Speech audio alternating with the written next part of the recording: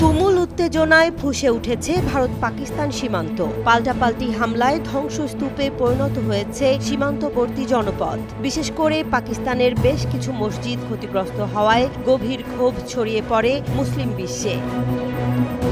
এই হামলার জেরেই ভারতের বিরুদ্ধে ক্ষোভ উগরে দেয় মুসলিম প্রধান একাধিক দেশ। সরাসরি পাকিস্তানের পক্ষে অবস্থান নেয় তুরস্ক ও আজারবাইজান, আর তাতেই যেন জ্বলে ওঠে ভারত। কূটনৈতিক উত্তেজনা ছড়িয়ে পড়ে অর্থনীতিতে। ভারতের অল ইন্ডিয়া ট্রেডার্স কনফেডারেশন, এমনকি রাজস্থানের মার্বেল ব্যবসায়ীরাও তুরস্কের পণ্য বয়কটের ডাক দেয়।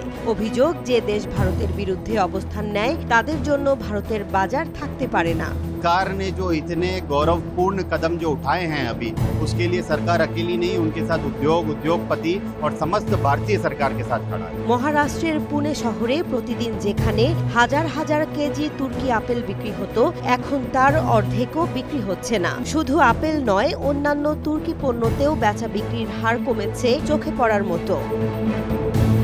বিশ্লেষকরা বলছেন, এই বয়কট শুধু তাৎক্ষণিক প্রতিক্রিয়া নয়, এটি হতে পারে দীর্ঘমেয়াদী অর্থনৈতিক ও কূটনৈতিক কৌশল। ভারতের বাজারে তুরস্ক ও আজারবাইজানের জন্য দরজা বন্ধ হয়ে যেতে পারে যে কোনো সময়। তবে তুরস্ক ও আজারবাইজানও চুপ নেই, তারা চাইছে বিকল্প বাজার ধরতে। আন্তর্জাতিক বাজারে নতুন জোট গঠনের সম্ভাবনাও খতিয়ে দেখা হচ্ছে। তবে প্রশ্ন রয়ে যায়, বাণিজ্য আর কূটনীতি একে অপরকে কতটা ছায়া দিতে পারে, আর এই উত্তেজনা শেষমেশ কার কাঁধে গিয়ে থামবে, সীমান্তে না বাজারে?